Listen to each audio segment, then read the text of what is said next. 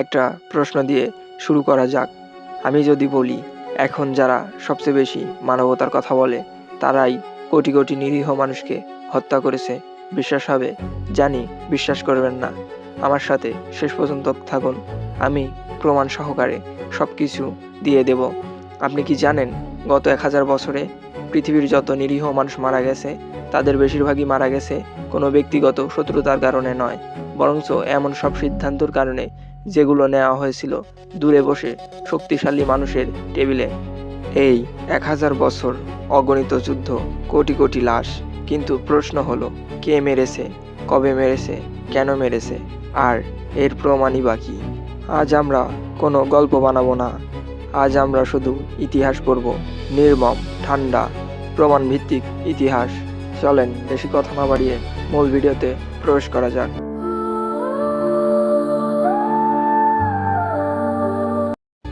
ইতিহাসে কেউ প্রতিটি লাশ গুণে রাখেনি, তাই ইতিহাসবিদরা কিছু নিয়ম মেনে এর হিসাব করে থাকে।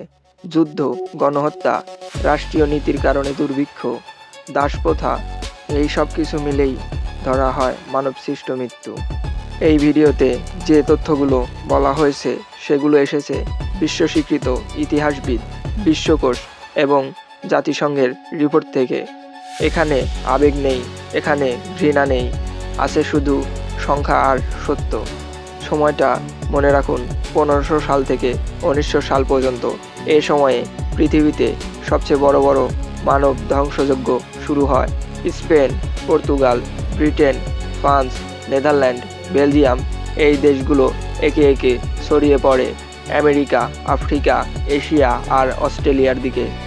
তাদের লক্ষ্য ছিল একটাই, সম্পদ, আর সেই সম্পদের পথে বাধা হয়ে দাঁড়িয়েছিল সেখানকার মানুষ। আমেরিকা মহাদেশে ইউরোপীয়রা আসার আগেই কোটি কোটি আদিবাসী মানুষ বসবাস করত। মাত্র 100 বছরের মধ্যে তাদের প্রায় 90% আদিবাসী মারা যায়। কাউকে সরাসরি হত্যা করা হয়েছে, কেউ না খেয়ে, কেউ রোগে, আর যে রোগগুলো ইচ্ছাকৃতভাবে ছড়ানো হয়েছিল বলে অনেক প্রমাণ পাওয়া যায়। এরপর আসি আফ্রিকার কঙ্গোতে। 19 শতকের শেষে কঙ্গো ছিল বেলজিয়ামের রাজার ব্যক্তিগত সম্পদ। রাবার আর হাতির দাঁতের জন্য পুরো গ্রাম ধ্বংস করা হয়েছে।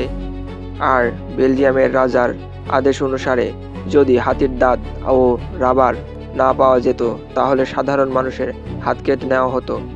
আর এই এক জায়গাতেই প্রায় 1 কোটি নিরীহ মানুষ মারা যায়। এরপর ভারত, ব্রিটিশ শাসনের সময় ভারতে একের পর এক দুর্ভিক্ষ হয়েছিল। গোদামে খাবার ছিল, কিন্তু সেই খাবার রপ্তানি করা হয়েছিল। ফলাফল 18 থেকে 19 শতকে 3 থেকে 4 কোটি সাধারণ ভারতীয় অনাহারে মারা যায়। এই মৃত্যুগুলো প্রাকৃতিকভাবে ছিল না, এগুলো ছিল নীতিগত ও সিদ্ধান্তের ফলাফল। এবার ফিরে আসা যাক ত্রয়োদশ শতকে। চেঙ্গিস খান এবং তার উত্তরসূরিরা যেভাবে যুদ্ধ করত, ইতিহাসের তার তুলনা খুব কম। পুরো শহর ধ্বংস, নারী, শিশু, বৃদ্ধ কেউ বাদ যায়নি তাদের নির্মম হত্যাযজ্ঞর হাত থেকে। নিশাপুর, সমরদখল, বাগদাদ। 1258 সালে বাগদাদ দখলের সময় লক্ষ লক্ষ মানুষকে হত্যা করা হয়।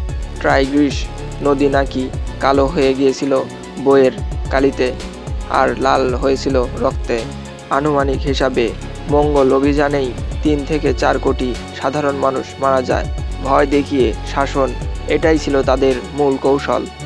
এবার আসি সবচেয়ে পরিচিত অধ্যায়ে, দ্বিতীয় বিশ্বযুদ্ধ। মাত্র 6 বছরেই 6 থেকে 8 কোটি সাধারণ মানুষ মারা যায়। নাৎসি জার্মানি, ইহুদি, রোমা, প্রতিবন্ধী লক্ষ লক্ষ মানুষকে শিল্পের মতো হত্যা করা হয়েছিল। জার্মানি সাম্রাজ্য চীনের নানজিং শহরে কয়েক লক্ষ মানুষকে হত্যা করে। সোভিয়েত ইউনিয়নের স্টালিনের শাসনে লক্ষ লক্ষ মানুষ গুলাগ আর দুর্ভিক্ষে মারা যায়। এগুলো কোনো দুর্ঘটনা ছিল না, এগুলো ছিল রাষ্ট্রীয় পরিকল্পনা। 1920 শতকে চীনে একের পর এক গৃহযুদ্ধ হয়েছিল। টাইপিং বিদ্রোহে 2 থেকে 3 কোটি মানুষ মারা যায়। এরপর রাষ্ট্রীয় ভুল নীতির কারণে মহাদুর্ভিক্ষ, আবারও কোটি কোটি মানুষের মৃত্যু। এই মৃত্যুগুলো ছিল কোনো প্রাকৃতিক কারণে নয়, এটি ছিল মানুষের ভুল সিদ্ধান্তের মূল কারণ।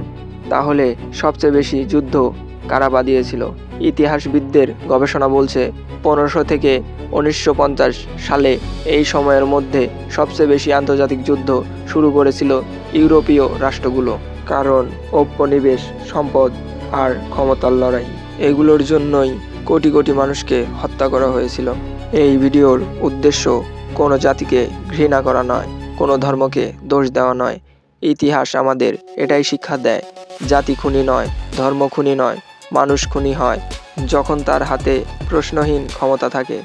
আজকে যারা বড় বড় মানবতার কথা বলে, একসময় তারাই কোটি কোটি সাধারণ মানুষকে হত্যা করেছিল। আজকে যারা শক্তিশালী, কাল তারাই ইতিহাসের কাঠগড়ায় দাঁড়াবে। আর তাই ইতিহাস মনে রাখা জরুরি। আর এই ভিডিও যদি ভালো লাগে তাহলে একটা লাইক, একটা কমেন্ট, একটা শেয়ার আর সাবস্ক্রাইব করে আমাদের সঙ্গেই থাকুন।